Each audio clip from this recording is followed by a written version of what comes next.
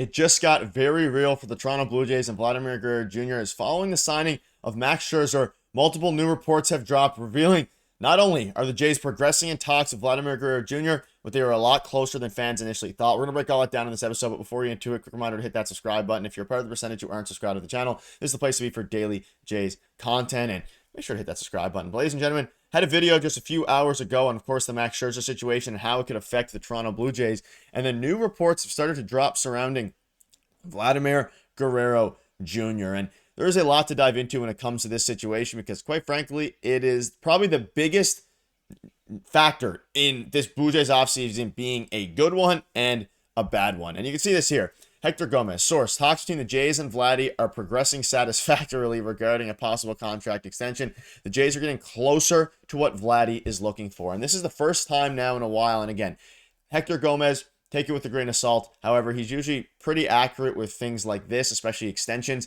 And he's basically saying that talks are starting to progress in a positive light.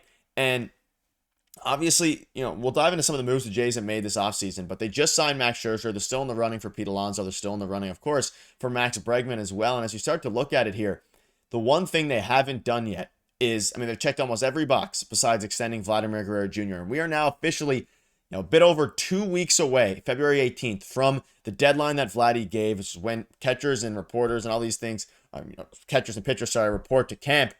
And to hear that talks are progressing in a positive way is obviously very good. Now, we think back to what Hector said on December 22nd. Vladimir Guerrero Jr. spoke out on the offer. What they offered me is not even close to what I'm looking for. We, of course, covered that. And now Hector said yesterday that things have changed. The Blue Jays are getting closer to what Vladdy is looking for. So it seems like the Jays are starting to make some positive actions and progression, towards that move, which is, of course, extending their homegrown star.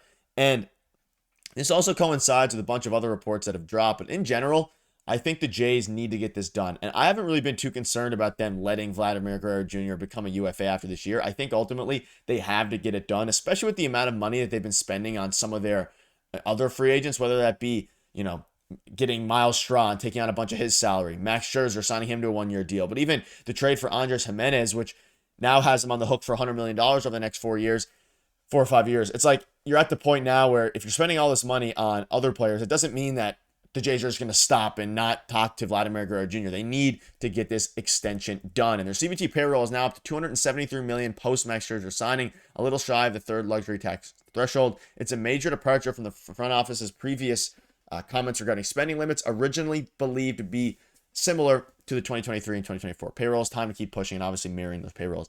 And this obviously, the CBT won't be affected by Vladdy's extension necessarily, but what I'm talking about here is how, the Toronto Blue Jays, clearly the front office is willing to spend. Ed Rogers is willing to spend money. They gave Ross Atkins and Mark Shapiro to go above and beyond. We know in a recent press conference from Ross Atkins, he said in order to make any more moves, they're going to have to get ownership's approval.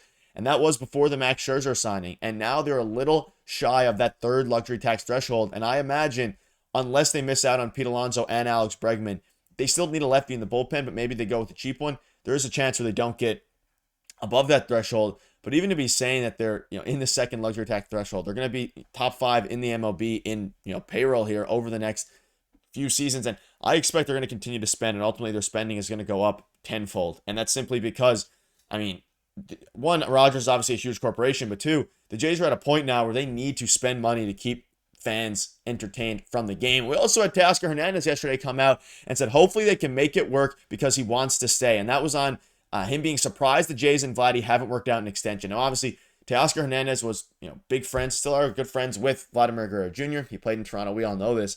And it is clear that Vladdy wants to stay. And I don't think that was ever necessarily the question. I think the question was always, will the Jays be willing to pay the exorbitant amount of money that he is going to command, especially after the Shohei Ohtani stuff, especially after the Roki, even not the Roki Sasaki, but even Corbin Burns, Shohei Ohtani, Juan Soto, most importantly here. Prices are just going up for all these players, and it is a great time for Vladdy to extend. You have some fans who are saying weirdly unworried. I'm kind of on that side of the fence, because I don't think the Jays are going to go out and get all these acquisitions to then just pivot and not extend their homegrown, not extend Vladdy. I think what they're going to do is they're going to go out, they're going to extend Vladimir Guerrero Jr., continue to improve their team, which, again, they're at a point now where it's like, if they don't extend him, they're going to be in deep trouble. And a couple things to also go over here. So Scotty Mitchell came out and revealed some things. So someone asked him, Scott, do you think at any point Ed Rogers steps in and makes sure a deal is done ahead of the deadline? I've heard Ed wants Vladdy signed, but it's still a business and numbers matter. And then they followed up with, yeah, but does Vladdy really want to extend with the Jays? Sure, he says all the right things, but he's likely betting on himself. Could have a monster season, wait it out, hit free agency, and then take a massive haul from another team. He could do exactly this for sure. So there's a bit of uneasiness there. One, according to Scotty Mitchell, he has the sources, of course. Ed Rogers absolutely wants Vladdy to be a Blue Jay, and he wants, I don't think money is going to be, I mean, it is going to be the reason that he doesn't sign if he doesn't, but it is a business at the end of the day, and I don't even know if paying any first baseman $500 to $600 million is going to be a good idea. Do I think it gets done at $450? That's the hope. That's what it seems like all these reporters are kind of saying. Again, he wanted between $450 and $500. The Jays offered him $360. Talks have stalled since then. They're now 2 weeks away from when, quite frankly, the Jays have no other choice. And if they go into spring training without Vladdy extended, the whole vibe for the team is going to be way down. The aura for the team is going to be in jeopardy here because obviously the team is looking a lot better than it did last season. I think the Jays can compete for a wild card spot as the team currently stands, which might be a bit of a hot take. But at the end of the day, I still think they're going to make more moves. But if they don't go ahead and actually re-sign him, things are going to be very weird because now you're playing an entire season with Bichette and your two best players pending UFAs, which is something that you never want to do. And the fact that they've had, I mean, again, you get 6 years of control in these guys, and Ross Atkins hasn't been able to come to an extension agreement.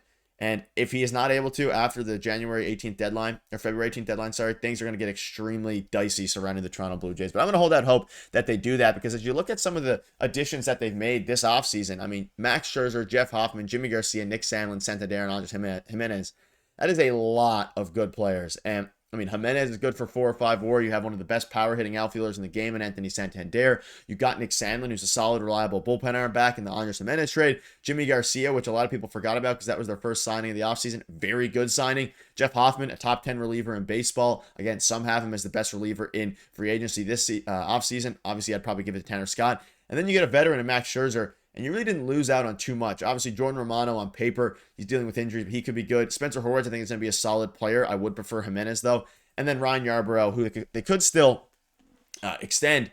And then Genesis Cabrera as well. So the only thing they're missing now is a lefty. But regarding this offseason, like this is an A offseason, maybe an A minus. To get it to an A+, you need to extend Vladimir Guerrero Jr. You need to probably sign one more hitter. It doesn't have to be Bregman or Alonso. Obviously, Alonso or Bregman would be fantastic, but it could be somebody else that just mashes a little bit more. Because right now, your starting third baseman is Ernie Clement. Does the team have faith in that? It's possible. Yoan Moncada's name's been thrown around. I wouldn't be surprised if the Jays still entertain the trade market to see what they can do there. So it's going to be interesting to see what they do over the next few days. But either way, we're going to keep you up to date with all the latest news. So make sure to hit that subscribe button. It's going to be very interesting. So thank you guys for watching. Cheers.